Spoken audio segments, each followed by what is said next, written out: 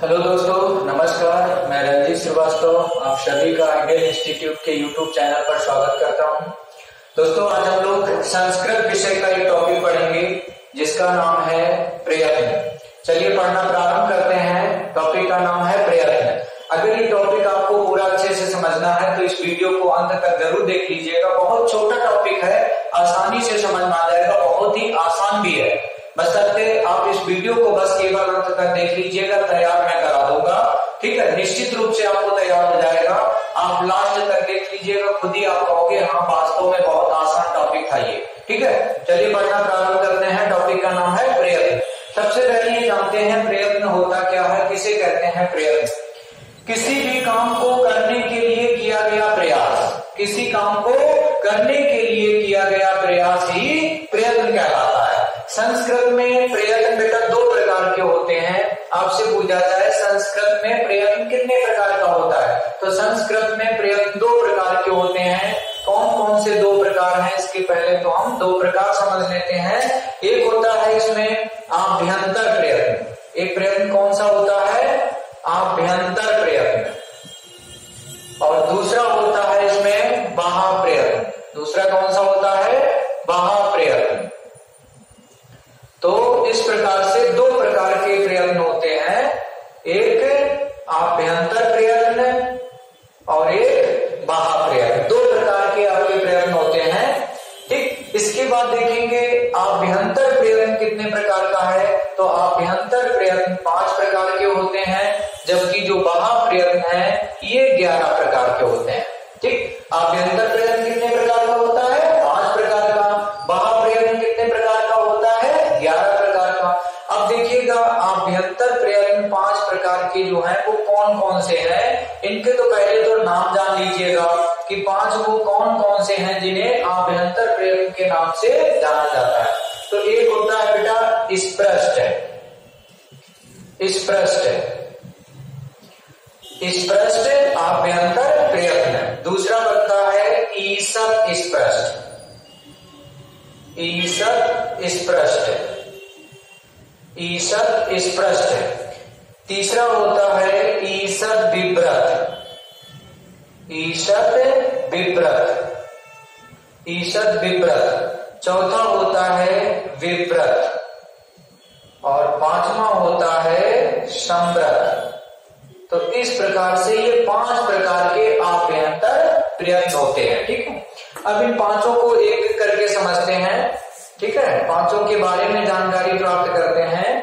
तो पहले तो ये जान लीजिए आभ्यंतर प्रयत्न होते कितने प्रकार के हैं, 5 कौन कौन से हैं वो 5। एक है स्पृष्ट आभ्यंतर प्रयत्न, ईषत् स्पृष्ट आभ्यंतर प्रयत्न, ईषत् विव्रत आभ्यंतर प्रयत्न, विव्रत आभ्यंतर प्रयत्न और एक संव्रत आभ्यंतर प्रयत्न। ठीक, अब देखिएगा स्पृष्ट आभ्यंतर प्रयत्न के अंतर्गत कौन कौन से वर्ण आते हैं, तो इसके अंतर्गत आने वाले वर्ण, इसमें बेटा सभी आपके स्पर्श व्यंजन आ जाएंगे, है ना। स्पर्श व्यंजन जितने भी आपके स्पर्श व्यंजन हैं वह सभी स्पृष्ट आभ्यंतर प्रयत्न के अंतर्गत आते हैं। अब स्पर्श व्यंजन बेटा कौन कौन से हैं, तो स्पर्श आपके व्यंजन होते हैं का से लेकर के मां तक। का से कहां तक, का से लेकर के मां तक। का से मां तक के जितने भी वर्ण हैं इन वर्णों को ही स्पष्ट आभ्यंतर प्रयत्न के नाम से जाना जाता है। ठीक है, इसके बाद आता है ईषत् स्पृष्ट। ईषत् स्पृष्ट में कौन कौन से आ जाएंगे, तो इसके अंतर्गत आ जाएगा आपका अंतस्थ व्यंजन। कौन से व्यंजन, अंतस्थ व्यंजन। जितने भी आपके अंतस्थ व्यंजन हैं, अंतस्थ व्यंजन ये सभी ईषत् स्पृष्ट व्यंजन कहलाते, ईषत् स्पृष्ट आभ्यंतर प्रयत्न कहलाते हैं। तो अंतस्थ व्यंजन कौन कौन से हैं, या, वा, रा, ला।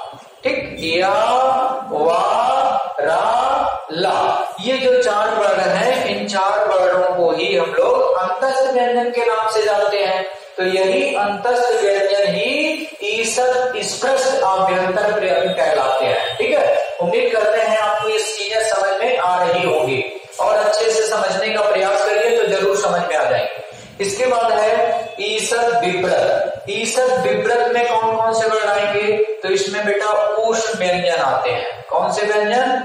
ऊष्म व्यंजन। ऊष्म व्यंजन ईसद बिभ्रत के अंतर्गत आते हैं। अब ऊष्म व्यंजन कौन कौन से हैं? तो ऊष्म व्यंजन के अंतर्गत सल प्रत्याहार आएगा, और सल प्रत्याहार के अंतर्गत आने वाले वर्ण कौन से होते हैं? श, स, हा। ये जो चार वर्ण हैं इन्हीं को हम ऊष्म व्यंजन के नाम से जानते हैं। तो ऊष्म व्यंजन जितने हैं वो सब ईसद बिभ्रत आभ्यंतर प्रयत्न कहलाते हैं। इसके बाद है बिभ्रत। इसके अंतर्गत आपको सभी स्वर जानने हैं। सभी स्वर आपके बिभ्रत आभ्यंतर प्रयत्न कहलाते हैं। बाकी आप स्वर जानते ही होंगे। अगर संस्कृत में कहा जाए मुख्य स्वर कितने हैं, तो संस्कृत में मुख्य स्वरों की संख्या 9 होती है। संस्कृत में कुल स्वरों की संख्या कितनी है? तो संस्कृत में कुल स्वरों की संख्या 13 होती है, 13 कुल स्वर हैं और मुख्य स्वर है वो 13 होते हैं। ठीक, इस बात को याद रखिएगा। तो यहाँ पे लिखेंगे आप सभी स्वर बिभ्रत आभ्यंतर प्रयत्न कहलाते हैं। इसके बाद है संवृत आभ्यंतर प्रयत्न। तो इसमें जो वर्ण आ है, छोटा आ, वह आपका संवृत आभ्यंतर प्रयत्न कहलाता है। ठीक, तो इस प्रकार से ये आपके मैंने पांचों के अंतर्गत आने वाले वर्ण बता दिए कि इस पृष्ठ आभ्यंतर प्रयत्न में कौन कौन से वर्ण आएंगे। तो बताएंगे का से लेकर के मां तक आने वाले वर्ण इस पृष्ठ आभ्यंतर प्रयत्न के अंतर्गत आएंगे, या ये कह सकते हैं स्पर्श व्यंजन सभी इसके अंतर्गत आते हैं। ईसद इस पृष्ठ क्या है? तो अंतस्थ व्यंजन इसमें आ जाएंगे। अंतस्थ व्यंजन कौन कौन से हैं? या, वा, रा, ला, ये हो गया। ईसद बिभ्रत इसके अंतर्गत ऊष्म व्यंजन आते हैं। ऊष्म व्यंजन कौन कौन से हैं? तो श, स, सा, हा, या सल प्रत्याहार कह सकते हैं इसी को। विव्रत क्या है? तो विव्रत में सभी स्वर आ जाते हैं। संवृत क्या है? इसके अंतर्गत वर्ण आ आता है। उम्मीद करते हैं आपको आभ्यंतर प्रयत्न समझ में आ गया होगा। अब हम लोग समझते हैं बाह्य प्रयत्न। तो देखिएगा बाह्य प्रयत्न आपको मैंने बताया कि कुल ये आपका 11 प्रकार के होते हैं। कितने प्रकार के होते हैं? 11 प्रकार के। तो देखिएगा 11 के तो पहले तो नाम जान लीजिएगा, वह 11 कौन कौन से प्रकार हैं। ठीक, फिर आप जानेंगे इसके अंतर्गत कौन कौन से वर्ण आते हैं। ठीक है, तो 11 के नाम पहले देखेंगे, वह 11 नाम क्या क्या है। चलो लिखना प्रारंभ करते हैं। विवार, श्वास, अघोष। विवार, श्वास, अघोष।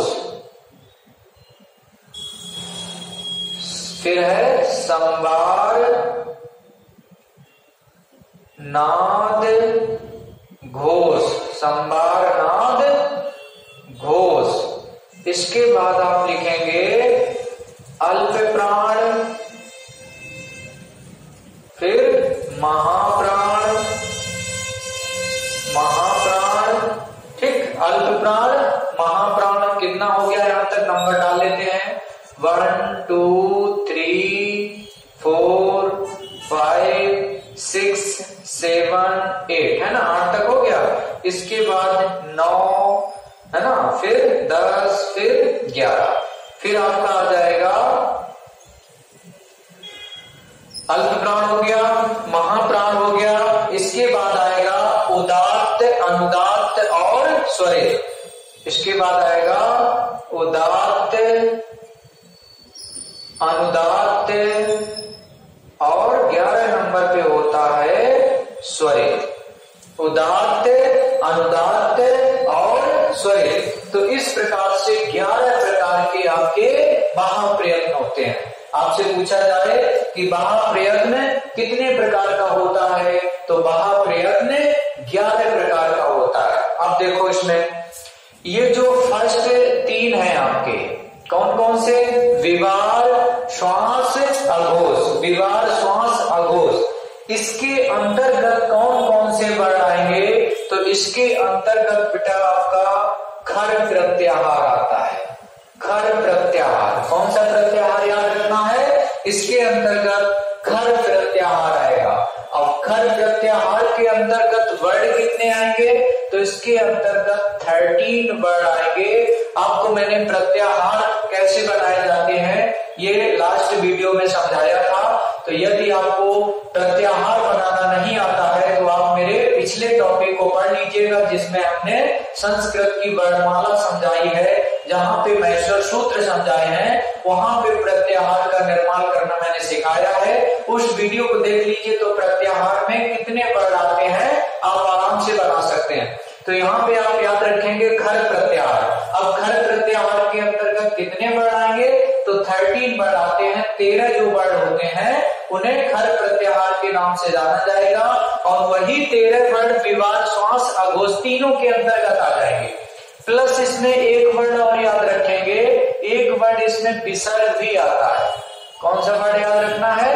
विसर्ग। तो विसर्ग भी इसी के अंतर्गत आएगा, यानी विवाद, श्वास, अघोष के अंतर्गत ही विसर्ग भी आपका शामिल रहेगा। ठीक है।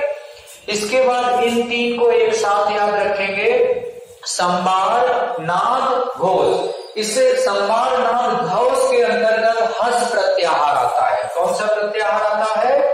हर्ष प्रत्याहार। इसके अंतर्गत हर्ष प्रत्याहार आएगा, और इस हर्ष प्रत्याहार के अंतर्गत आने वाले वर्डों की संख्या कितनी होगी? इसमें टोटल 20 वर्ड, 20 वर्ड दिखाई देंगे। हर्ष प्रत्याहार के अंतर्गत कितने वर्ड दिखाई देंगे? 20। ठीक, तो 20 वर्ड आपको इसके अंतर्गत दिखाई देंगे। ठीक, प्लस इसमें आपका अनुस्वर भी शामिल रहेगा।